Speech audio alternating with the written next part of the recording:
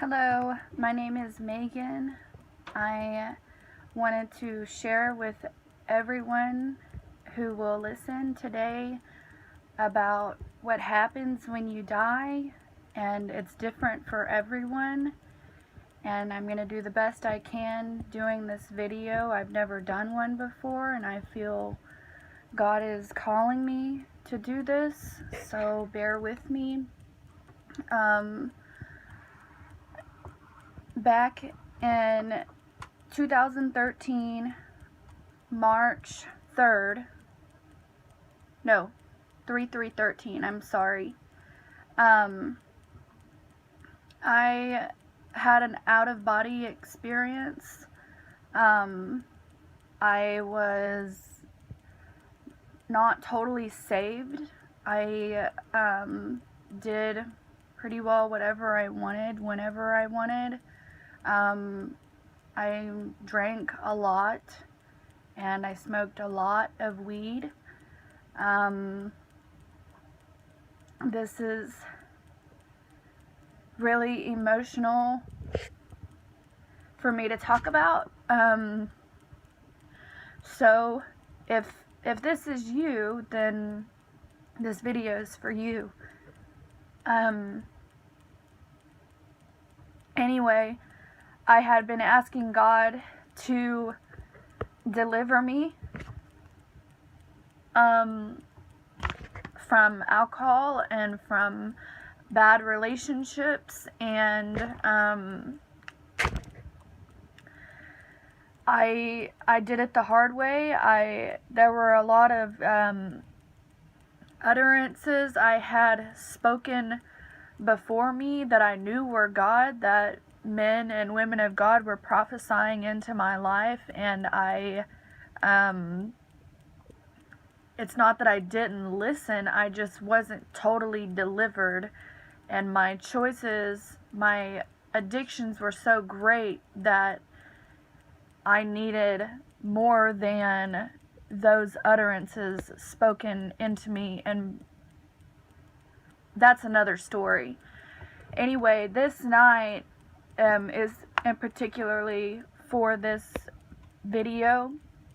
I had some friends come over, and I had really been in the depths of prayer of God, please deliver me from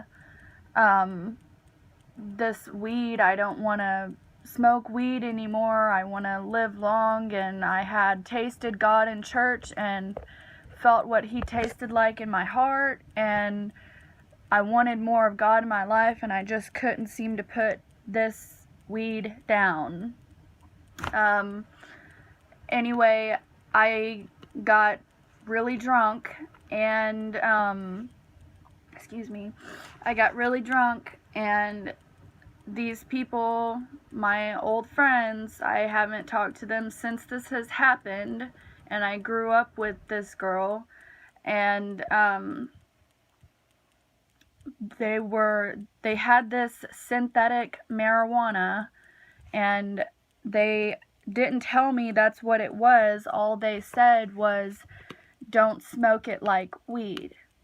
And in my mind, I'm like, what do you mean don't smoke weed like weed? I'm gonna smoke it like weed. And apparently you're not supposed to inhale this stuff.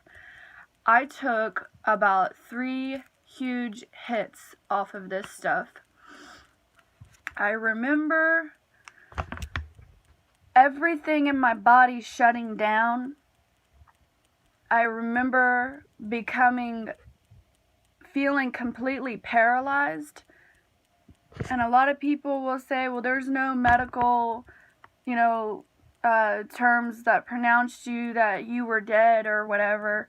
But I know in the depths of my soul, I know in my heart, I know with all that I am, where I was and where I went.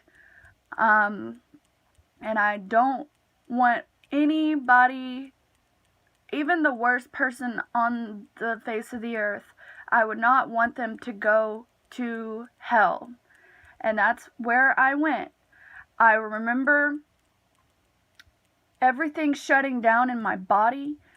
I remember as soon as I felt what was happening, I said, God, 3 times, God, God. And then I said Jesus 3 times. And I screamed his name loud. I said, Jesus, Jesus, Jesus. And I just knew what was happening. I remember falling to the ground, but as I was falling, I kind of fell on my friend. I yanked her hair a little bit as I was falling, and I remember her kind of shoving me into the vehicle, and that's all I remember as far as Earth happened. And I thoroughly remember it felt like somebody took my soul and threw it into outer darkness. And I remember literally feeling that I became hell. I wasn't hell, I was hell, I became hell. I remember feeling like I was touched by every sin of the world. And the thought came to me that this is what Jesus felt. When I was there, I knew where I was, and I couldn't speak. The fear was so great. The fear was so great. You were literally paralyzed by fear. I couldn't move. I had no authority to move. It was as though I was glued to hell's surface.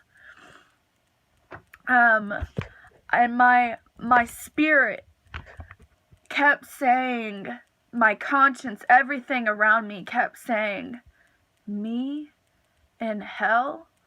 But I'm a good person. But I'm a good person. And that's all that was happening. And I couldn't believe that I was in hell. And a lot of people may think you're just hallucinating, whatever. There's been so many people, teenagers, die on this synthetic marijuana, and I pray with all that I am that they be released if they did go to hell. I pray that they said a prayer of repentance before they took their last breath. But I know that it was not a hallucination. I remember being surrounded by actual demons. They were speaking in a different language. I was not able to interpret what they were saying. I just remember I had no way out, no authority to run or anything. I thoroughly remember that I was literally going to be eaten by them. I'm not kidding. I'm not lying. That's the only thing I knew. And I've read up on other stories and other things happening to people when they've gone to hell, and they have said the same thing. And I'm like, oh my gosh, that's exactly what happened to me. And so, anyway, it felt as though I had been there for, I'm not kidding, 1 billion infinity years. And come to find out, later on, I had only been out in my flesh for about 15 to 20 minutes. I remember that there's a lot of feelings that I can't, like, relive or okay, it's hard to say this. There's a lot of remembrance that I knew happened that was taken away from me now, I would think that if it was still there, I wouldn't be able to function in life. That's how much torment there is in hell. It's not a place for God's people. It's a place for Satan and his demons and his fallen angels. God did not create that place for people. And I wouldn't wish for anybody to go there. Like I said, not even the worst person on the earth to go there. I have been very, very blessed since then. I have been sober since that day, 3/3/13, and it is now September 29th, 2017. I haven't picked up pot at all. I haven't done any drugs. And believe me, I was the biggest drug addict you can think of. As a teenager, I started smoking pot heavily when I was 12. I stopped in my early 20s only because that happened. Had there been nothing else happen like that, I probably wouldn't have been strong enough in my spirit and in my flesh to quit, because I liked it. And this wasn't even pot. This was synthetic marijuana. I urge you, I encourage you, if you come across this, think twice, because you may not come back.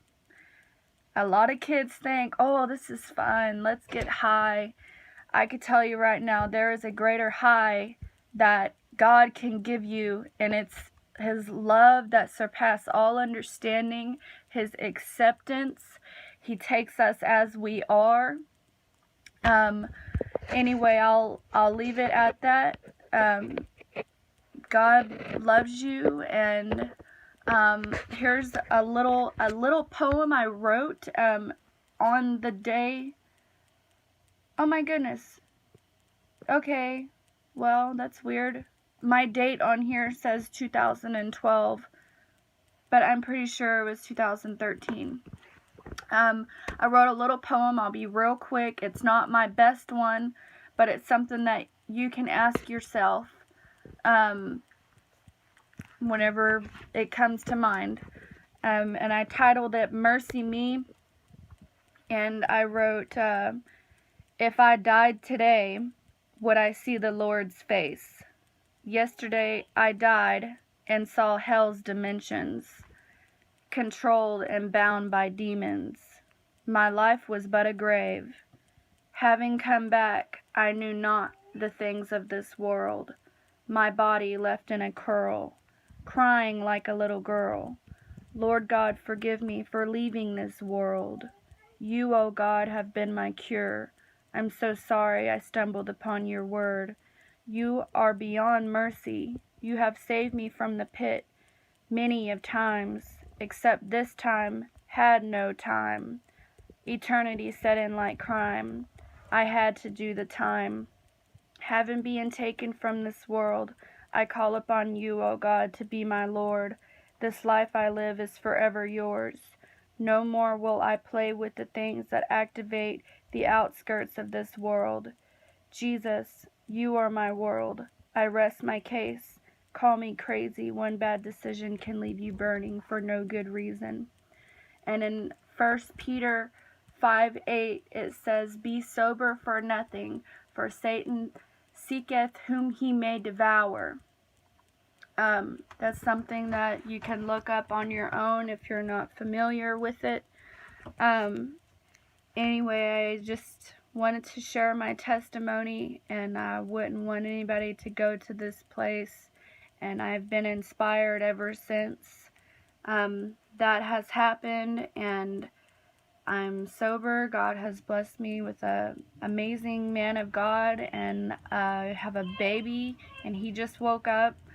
So, good luck to you. God bless all of you who watch this. And just remember, God takes us exactly the way we are, and we have to turn to Him and repent of anything we need to repent of, especially while there's still time. Okay, God bless. Bye-bye.